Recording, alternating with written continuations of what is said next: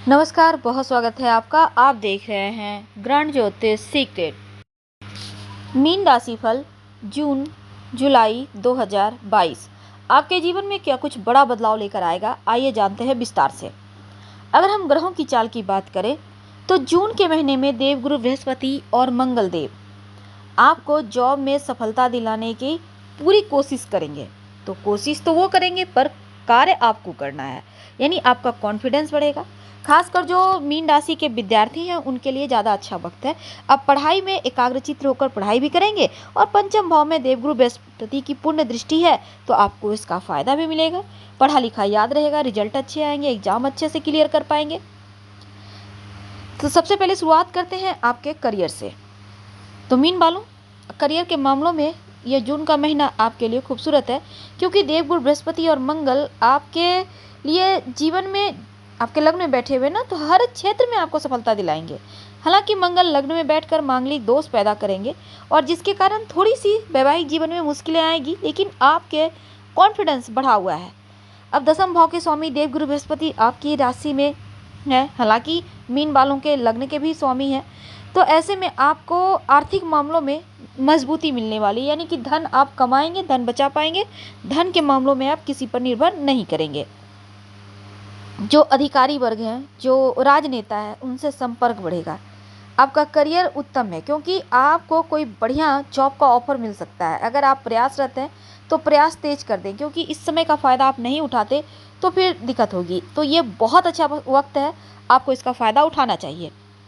अगर आप सरकारी क्षेत्र से जुड़े हैं तो ये समय आपके लिए बहुत अच्छा है। आपको बड़ा लाभ होगा। पदोन्नति और प्रमोशन की प्रबल संभावना भी बनी हुई है।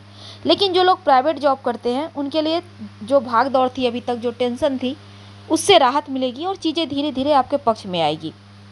आपको सिर्फ अवसर का लाभ उठाना है, मनपसंद कार्य करने की प्राप्ति होगी और नए लोगों से संपर्क भी आपके बढ़ेंगे। तो इन चीज़ों का फ़ायदा जरूर उठाइए, क्योंकि वक्त अच्छा चल रहा है। क्योंकि ऐसे संपर्क आपके करियर को बदल सकते हैं पॉजिटिव तरीके से।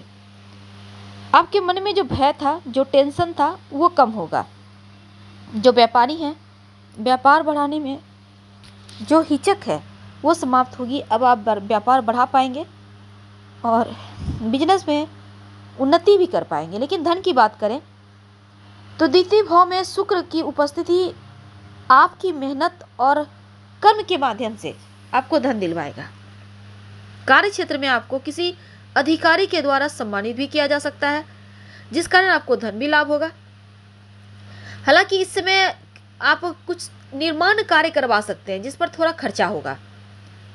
आप कहीं निवेश करना चाहते हैं तो आपको फायदा भी होगा। शेयर मार्केट वगैरह से भी आप लाभ कमा पाएंगे।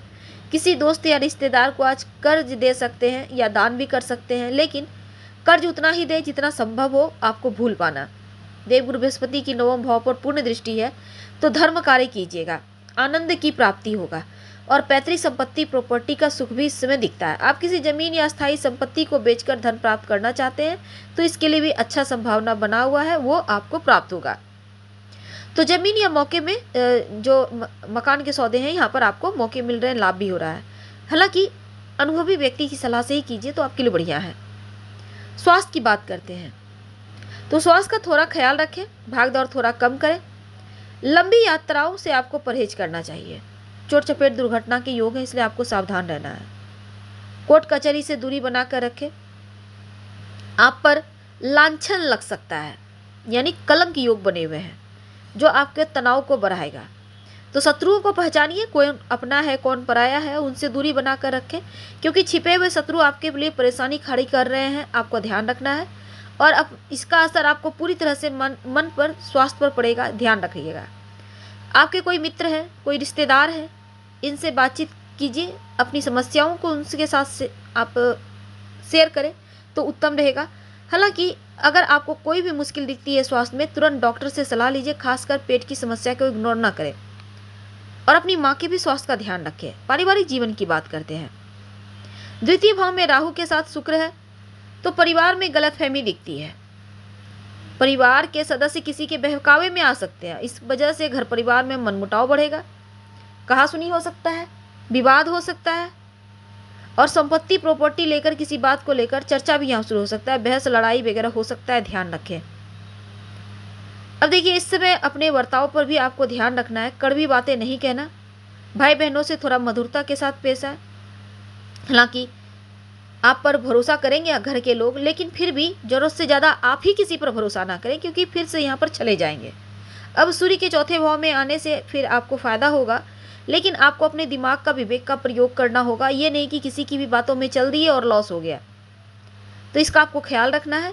लेकिन अगर हम आपके प्रेम वैवाहिक जीवन की बात करें तो लव लाइफ उत्तम है। पंचम भाव में बृहस्पति की पूर्ण दृष्टि है तो प्रेम बढ़ेगा, प्रेम के लिए समय अच्छा है, एक दूसरे का साथ मिलेगा।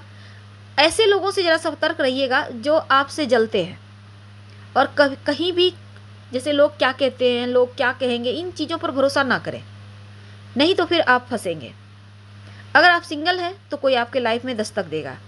अब सप्तम भाव पर मंगल और बृहस्पति की पूर्ण दृष्टि है तो खासकर जीवन साथी के साथ टकराव हो सकते हैं अहंकार बस, तो बचें। रिश्तों की समस्या थोड़ी है, जुबान को मीठी रखें, जीवन साथी के साथ अच्छा बिहेव करें, उनका दिल जीतने का प्रयास करें तो उत्तम रहेगा। भरोसा रखें एक दूसरे पर, वक्त गुजारें, उत्तम है। कुल मिलाकर ये वक्त अच्छा है।